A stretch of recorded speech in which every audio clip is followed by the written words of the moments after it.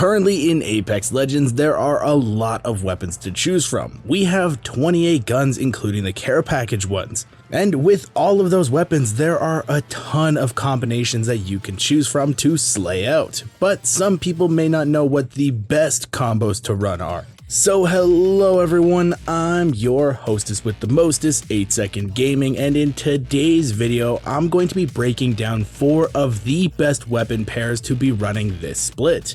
But guys, if you are really looking to slay out this season, climb the ranks, and show your parents that you aren't disappointments, then you need to check out the GameLeap website right now. Over there, we have courses and guides covering a wide variety of topics, with brand new ones coming out all the time. And these courses go way more in depth than any YouTube video could ever dream of. So if you are looking to climb to Diamond, Masters, or even Predator, click the link in the description, pick yourself up a membership, or I'll tell your mom that you're lying, you really can pause online games and just watch the chaos ensue.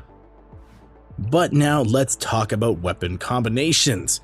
And what better place to start than probably the #1 option right now with how strong both of these guns are. This combo is the Flatline and the Peacekeeper. The Flatline is the king of assault rifles right now, and still arguably the strongest ground loot weapon in the game currently. This gun does 18 to the body on a normal character and 15 versus a fortified character. So that means even with no extended mag, you are still able to one-clip a red armor fortified legend with this gun.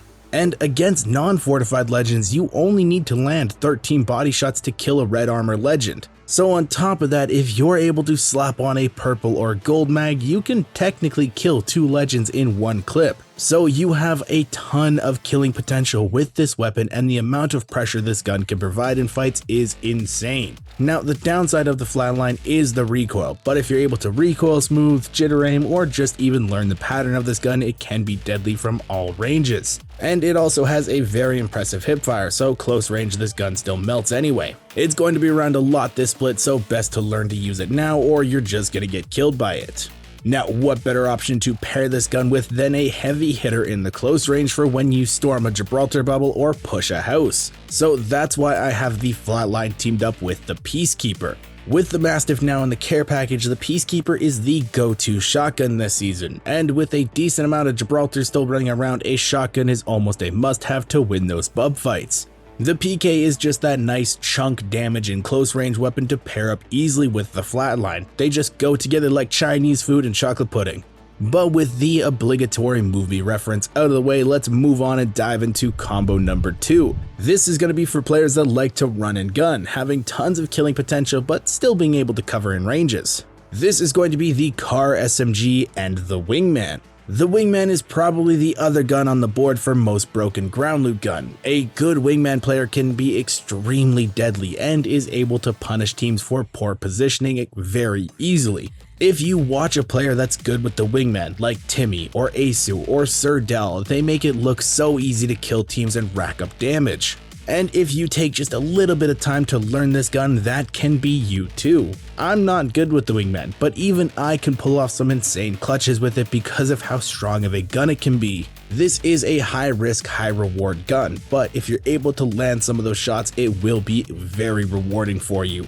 And on the other side of this, we have the Car SMG. This is the go-to SMG in the meta currently. This feels like the R99 used to back in the day. You have so much one-clip potential with this gun and a lot of flexibility on attachments and ammo. Plus with the spiders, prowlers, and loot armories, you're guaranteed to get a decent mag for this gun, and it walks all over people in close range fights. If you're a person that's dying a lot in those close range fights and you need a good weapon to crutch on, this should be your go-to. And before you type it in the comments, no, you can't use the R99 here instead, don't make me laugh.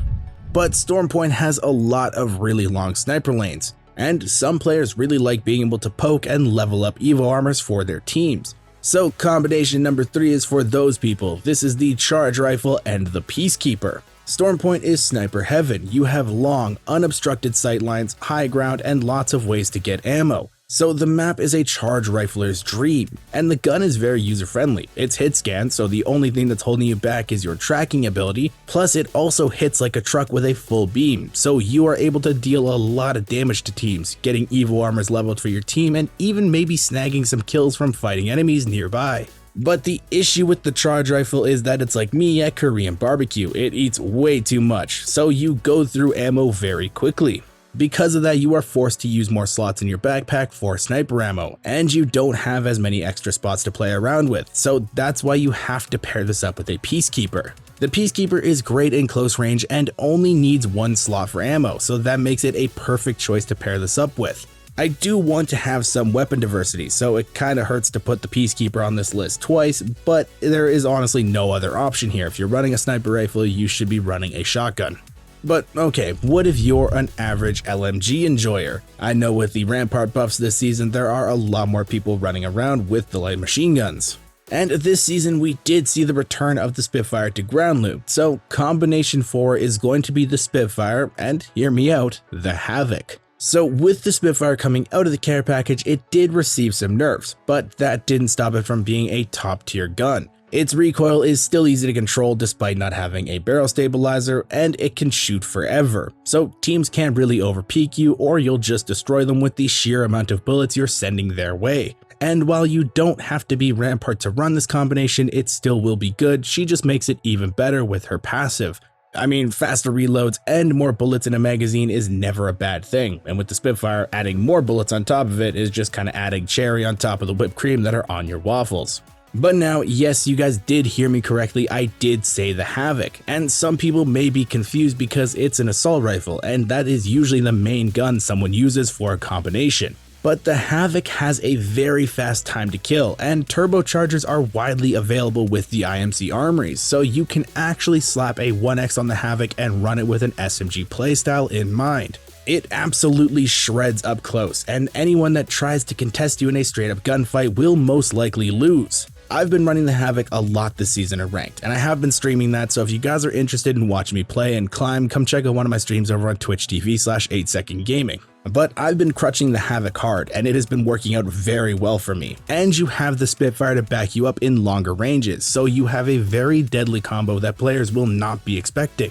Now, of course, some of these have similar weapons that can be slotted in, like the Flatline and R301 are interchangeable, so if you want to craft a 301, go for it. So guys, feel free to play around with these and see what works best for you. The sign of a good player is the fact that they can adapt and change their combinations on the fly to best fit their composition and situations. But now I want to hear from you guys. What combo are you going to be running this season? Have you had one that's worked well for you? Are you going to try one of these ones? Let me know in the comments down below. With that being said though, I really hope you guys enjoyed this video and learned something new. If you did and you want to stay up to date with the latest and greatest Apex Legends tips, tricks, and news, don't forget to smash that like and subscribe button. Thank you all for watching. Once again, I'm 8secondgaming, and I will see you in the next one.